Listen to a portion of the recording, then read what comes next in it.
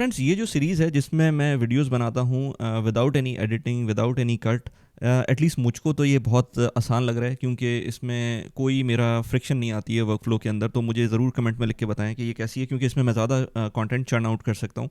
जाहिर सी बात है, जब इसके अंदर मुझे ये नहीं सोचना कि इसके अंदर क्या मैं इसमें ग्राफिक्स डालूंगा या इस तरह की चीज़ें, प्लस ये कि इसकी एक सेट किस्म की थंबनेल है, उसमें भी पता चल जाता है। तो मुझे ज़रूर इसमें कमेंट में लिख के बताएं कि आपको कैसा लग रहा है, क्योंकि इसमें ऑफ कोर्स आपको ज़्यादा चीज़ें सुनने को मिलती हैं। प्लस ये कि मेरा पर्सपेक्टिव जो है वो जब भी मुझे कोई चीज़ समझ में आती है मैं फ़ौरन उस पर वीडियो बना देता हूँ।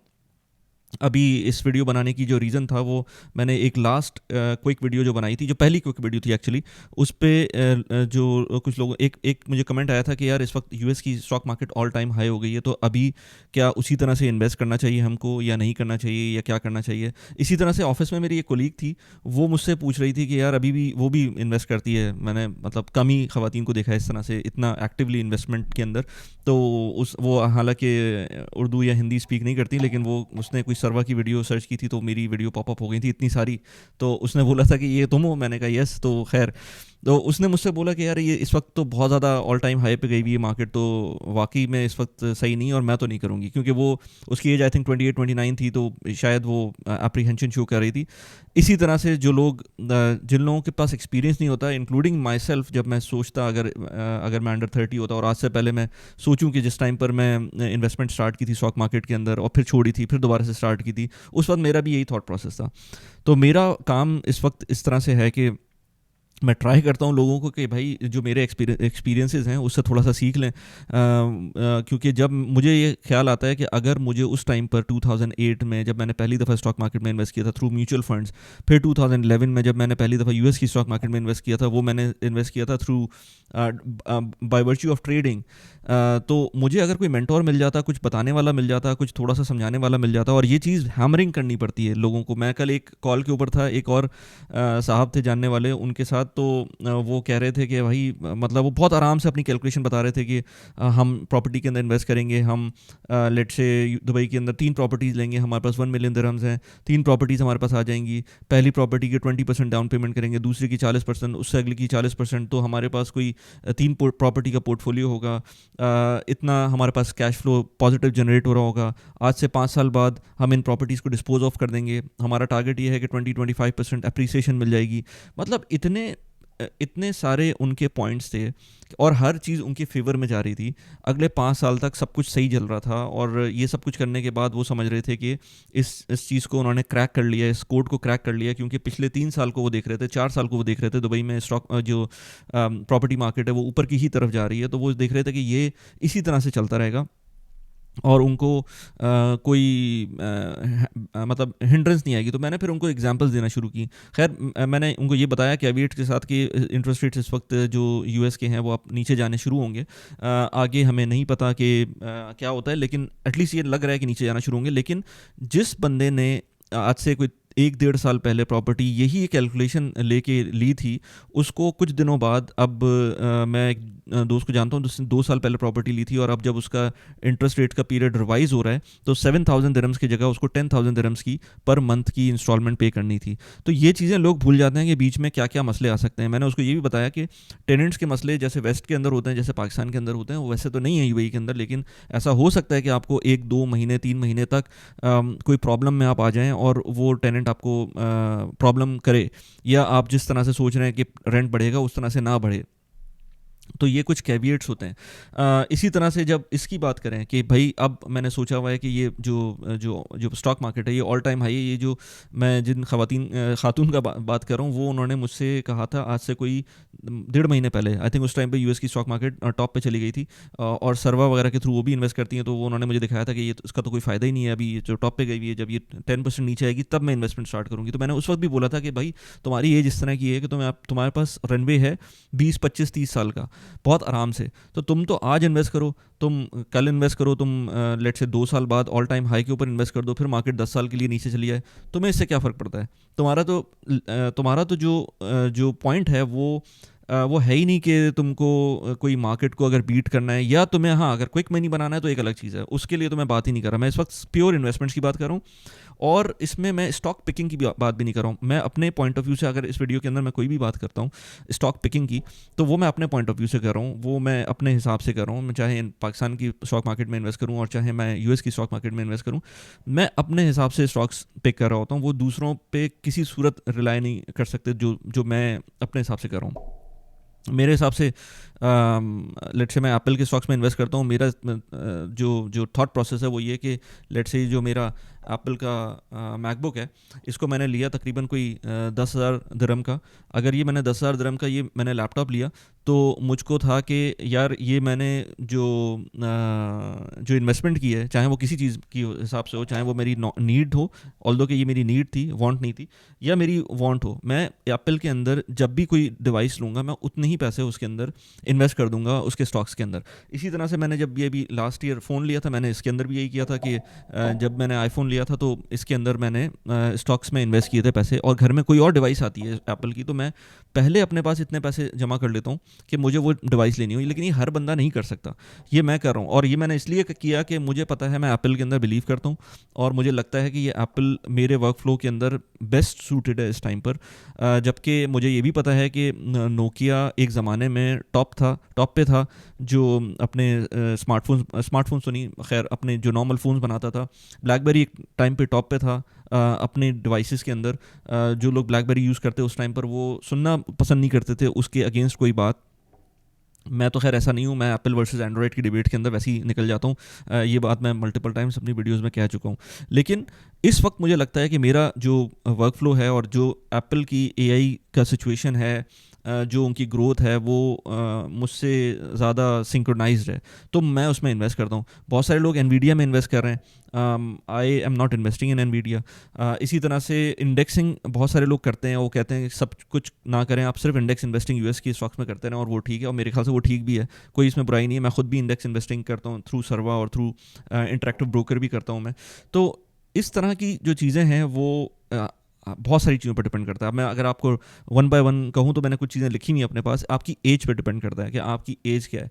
अगर आप 60 ईयर्स के हैं और आप मुझसे कहते हैं कि मैं इस वक्त स्टॉक मार्केट में इन्वेस्ट करना चाहता हूँ और मैं over the period of next 10 years में अपना पोर्टफोलियो बिल्टअप करना चाहता हूँ, तो मैं कहूँगा ठीक तो है, लेकिन मैं फिर भी कहूँगा कि आप सारे पैसे उसके अंदर ना डालें, क्योंकि आपकी एज, आपके पास ज़्यादा टाइम बचा नहीं है।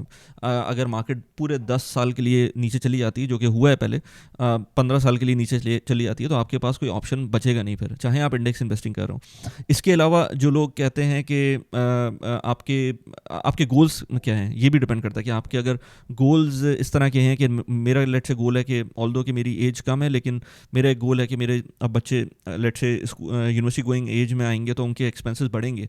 उस टाइम पर जो पैसे हैं वो मैं कभी भी स्टॉक मार्केट में नहीं डालूंगा, वो किसी भी, चाहे वो पाकिस्तान की हो चाहे यूएस की स्टॉक मार्केट हो, वो पैसे तो मैं कभी भी नहीं डालूंगा, क्योंकि वो मेरे बच्चों का कॉलेज फंड है। और वो वहाँ पर मुझे किस तरह से चाहे चाहे वो आज स्टॉक मार्केट डबल भी हो जाए अगले साल तक, मुझे कोई रिपेंट नहीं होगा कि मैंने वो पैसे उसमें डाले, क्योंकि ये मेरा एक थॉट प्रोसेस है। इसी तरह से लोगों की लाइबिलिटीज़ क्या हैं, बहुत सारे लोग कर्जा लेकर स्टॉक्स में इन्वेस्ट करते हैं, और इसके ऊपर मैंने अलग से वीडियो भी बनाई थी। अब ये वीडियोस कौन सी थी, कहाँ थी, वो मैं कार्ड में अगर याद रहा तो लगा दूंगा, क्योंकि ये वीडियो मैं रिव्यू नहीं करूँगा। इस वीडियो को मैंने as I said unedited uncut version डाला है। अगर मुझे याद रह गया तो मैं ज़रूर उसके अंदर, बल्कि मैं नोट कर लेता हूँ कि इसके अंदर मुझको वो वीडियो डालनी है जो कि स्कैम से रिलेटेड थी। रिलेटेड वीडियो ये मैं ऐड कर लेता हूँ इसके अंदर। किस पॉइंट पर है ऑलमोस्ट ये मैं इस वक्त चल रहा हूँ। अच्छा ठीक है, ये टाइम मैं नोट कर लेता हूँ इसका, 10 मिनट ऑलमोस्ट। अच्छा, अब इसके अलावा जो पॉइंट आता है वो ये कि जब आपके पास जब लाइबिलिटीज़ की बात कर रहा था, लाइबिलिटीज़ के अंदर आपके पास कोई ऐसा मतलब मेजर एक्सपेंस है जो आपके हर महीने कर्जे में जा रहा है, 3,000 दिरहम, 4,000 दिरहम या रुपए के अंदर जो भी अमाउंट है वो जा रही है, तो आपको फिर स्टॉक मार्केट में मेरे ख्याल से इन्वेस्ट करने की ज़रूरत नहीं है। पहले उस लोन को पे ऑफ करें। इसी तरह से आपके पास एक्स्ट्रा कैश कितना है, आपके पास लाइबिलिटी नहीं है, लेकिन आपके पास कैश मौजूद ही नहीं है, या लेट से है तो बहुत कम है, इमरजेंसी फ़ंड आपके पास है लेकिन उसके बाद कोई कैश नहीं बच रहा है, तो फिर आपके ऊपर डिपेंड करता है, आपका कोई गोल है, आपको कोई घर लेना है, आपको कोई और मेजर एक्सपेंस आ रहा है, तो आपको उसके हिसाब से अपना जो कैश है उसको मैनेज करना है और उसके हिसाब से आपको इन्वेस्ट करना है स्टॉक मार्केट में। मेरा जो थॉट प्रोसेस है, अगेन उसके अंदर मैं बहुत कम पैसे लेट से पाकिस्तान की स्टॉक मार्केट में इन्वेस्ट करता हूँ, और जो भी करता हूँ मैं थ्रू रोशन डिजिटल अकाउंट करता हूँ, क्योंकि मुझे पता है वो मैं रिपैट्रिएट कर सकता हूँ। लेकिन हर बंदे का अलग अलग होता है, हो सकता है आपके पास ऑलरेडी पाकिस्तान के अंदर पैसे बहुत सारे मौजूद हों, आपको वो स्टॉक मार्केट में इन्वेस्ट करने हो, तो फिर आप उस रूट पर जा सकते हैं। रोशन डिजिटल अकाउंट बेस्ट वे है इन केस आपको। और मैं ये पिछले जब से ये अकाउंट आया, मैं जब से बात करता हूँ और मेरी वीडियोस के नीचे आता है कि पाकिस्तान के अंदर इस तरह की गवर्नमेंट है और ये सारी चीज़ें, तो इस पर मैं सबको ये बोलता हूँ, भाई आप अपनी इन्वेस्टमेंट्स अगर डीकपल नहीं करेंगे अपनी पॉलिटिकल एफिलिएशन से, तो आप फिर आगे नहीं बढ़ सकते। इस पे मैं ज़्यादा बात नहीं करना चाहता, क्योंकि पॉलिटिक्स पे तो मैं बात ही नहीं करता हूँ, और ना पॉलिटिक्स पे ना स्पोर्ट्स पे मेरी तरफ से इस तरह की चीज़ें आपको नहीं मिलेंगी। तो इसलिए रोशन डिजिटल अकाउंट, अगर आप पाकिस्तानी हैं, पाकिस्तान में इन्वेस्ट करना चाहते हैं स्टॉक मार्केट के अंदर, तो वो RDA के थ्रू करें और फिनोमिनल रिटर्न्स मिले। अभी लास्ट 1.5 ईयर्स के अंदर ऑलमोस्ट डबल से ज़्यादा स्टॉक्स, तो मेरे ख्याल से कुछ स्टॉक्स तो 3 टाइम्स और कुछ स्टॉक्स तो 20 टाइम्स भी बढ़ गए। खैर मैं उनकी बात इसलिए नहीं करूँगा क्योंकि वो तो एक आउटलायर थे, लेकिन एटलीस्ट जो अच्छे स्टॉक थे वो डबल इवन 3 टाइम्स तो हो ही गए। तो वो एक साइकिल आती है। पिछले 7 साल 8 साल के अंदर स्टॉक मार्केट ने कुछ नहीं परफॉर्म किया था, लेकिन पिछले 1 साल के अंदर अगर आप इन्वेस्टेड नहीं थे, मेरे कुछ दोस्त हैं जो इन्वेस्टेड थे, 25-25 लाख रुपए का उन्होंने नुकसान किया था स्टॉक मार्केट में, पिछले साल पैसे निकाल लिए थे। वो कह रहे थे यार तुम तो कहते हो लॉन्ग टर्म के अंदर 7 साल हो गए थे, मेरे पैसे ही नहीं बढ़ रहे थे, अच्छी कंपनीज में इन्वेस्ट किए हुए थे, थोड़ा बहुत डिविडेंड आ जाता था। मैंने कहा था यार आपने मुझे नहीं पता किस तरह से कितने पैसे इन्वेस्ट किए थे, लेकिन ये तो जनरेशनल वेल्थ क्रिएट हो रही है ना। अगर आपने अच्छी कंपनी ली हुई है और आपको पता है कंपनी अच्छी है, मुल्क के साथ मसला चल रहा है, तो वो कंपनी परफॉर्म कर जाएगी। एक टाइम आएगा जिस टाइम पर सब कुछ बेहतर होना शुरू होगा, वो कंपनी फ़ौरन शूट करेगी। लेकिन अगर आपने कंपनी ख़राब ली हुई है तो फिर एक अलग चक्कर है, वो कंपनी कैसे ले सकते हैं कैसे नहीं ले सकते हैं। मेरा थॉट प्रोसेस एज सच उसके अंदर बहुत ज़्यादा रिसर्च का नहीं है, लेकिन मैं म्यूचुअल फंड्स की जो रिपोर्ट्स होती हैं उनको रीड करता हूँ। ट्विटर पे मुझे काफ़ी लोग मैं उनको फॉलो करता हूँ, वो अच्छे लोग हैं, उनके थ्रू मैं देख लेता हूँ। तो मेरे पास कुछ PSX की जब मैं वीडियोज़ बनाता था तो उसके अंदर बताया हुआ था कि मेरे पास 30 स्टॉक्स थे एक टाइम पर, इस वक्त ऑलमोस्ट कोई 15 स्टॉक्स हैं, इससे भी कम है।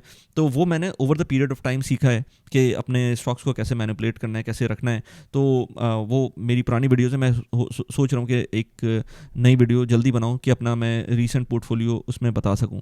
अच्छा, ये तो वो चीज़ होगी। इसके अलावा रिस्क टेकिंग एबिलिटी कितनी है आप, ये जो इन्वेस्टिंग है ये माइंडसेट का गेम है। इसके अंदर आप ये नहीं कर सकते कि आज आपकी स्टॉक मार्केट 2000 पॉइंट्स ऊपर चली गई है, कल वो 500 पॉइंट नीचे चली गई, तो आप 500 पॉइंट्स पे परेशान हो जाएं, या आज 2000 पॉइंट नीचे चली गई, कल 500 पॉइंट्स ऊपर चली गई है। तो जो आपकी एक्साइटमेंट है, ये इन्वेस्टमेंट्स के अंदर नहीं होनी चाहिए, चाहे आपको पैसे बढ़ रहे हों, चाहे आपके पैसे कम हो रहे हों। अगर आप एक सर्टेन लेवल के ऊपर रहेंगे तो आप उसमें पैसे बना सकते हैं, लॉन्ग टर्म वेल्थ जनरेट कर सकते हैं। लेकिन रोज़ की बेसिस पर, महीने की बेसिस पर, इवन साल की बेसिस के ऊपर अगर आप अपना पोर्टफोलियो बहुत ज़्यादा देखेंगे, मेरा जो अगेन थॉट प्रोसेस है, मैं अपना पोर्टफोलियो रीबैलेंस करता हूँ over the period of 6 months या 1 ईयर। उससे पहले मैं अपने पोर्टफोलियो को टच नहीं करता। वो कहते हैं ना कि अगर portfolio is like the bar of soap, जितना आप यूज़ करेंगे वो उतना कम होता जाएगा। यानी कि जब आप साबुन को ज़्यादा यूज़ करते हैं तो वो छोटा होता जाता है। इसी तरह से पोर्टफोलियो को अगर आप ज़्यादा उसके अंदर उसको छेड़ेंगे उस पोर्टफोलियो को, तो वो साबुन की तरह है, वो भी छोटा होता जाएगा। ये माइंडसेट का गेम है। अगर आप ट्रेडिंग करते हैं तो मैं उस पर बात ही नहीं कर रहा, ट्रेडिंग एक अलग चीज़ है। लेकिन इन्वेस्टमेंट के अंदर आपको पोर्टफोलियो को ज़्यादा टच नहीं करना चाहिए। आपने एक दफ़ा अच्छी कंपनीज ले ली, उनको आप देखते रहें, एट सम टाइम रीबैलेंस कर लें और डॉलर कॉस्ट एवरेजिंग करते रहें उसके अंदर। अच्छा, इसके अलावा माइंडसेट मैंने, हाँ, रिस्क टेकिंग एबिलिटीज़, माइंडसेट, इसके अलावा ये कि हाँ आप इंडेक्स इन्वेस्टिंग कर रहे हैं कि नहीं कर रहे हैं, ये मैंने पहले भी कहा था। अब जैसे मैं अपना आपको सर्वा का पोर्टफोलियो दिखाता हूँ यहाँ पर, अब मैं यहाँ पर स्क्रीनशॉट तो आपको नहीं दिखाऊंगा, लेकिन यहाँ पर ये मैं दिखा दूँ। जैसे टोटल इस वक्त मेरा अगर ये फोकस कर ले फ़ोन, $18,000 का पोर्टफोलियो है। आई डोंट नो कि ये कर रहा है कि नहीं कर रहा है। और इसमें सर्वा इन्वेस्ट जो है वो $12,000 का है। सर्वा इन्वेस्ट के अंदर मैं रेगुलरली इन्वेस्ट कर रहा होता हूँ। ये इस तरह से इसका चार्ट और ये नज़र आ रहा है। आई डोंट नो कि कितना नज़र आ रहा है। और इसी तरह से सर्वर, और इसके अंदर 12% का रिटर्न है।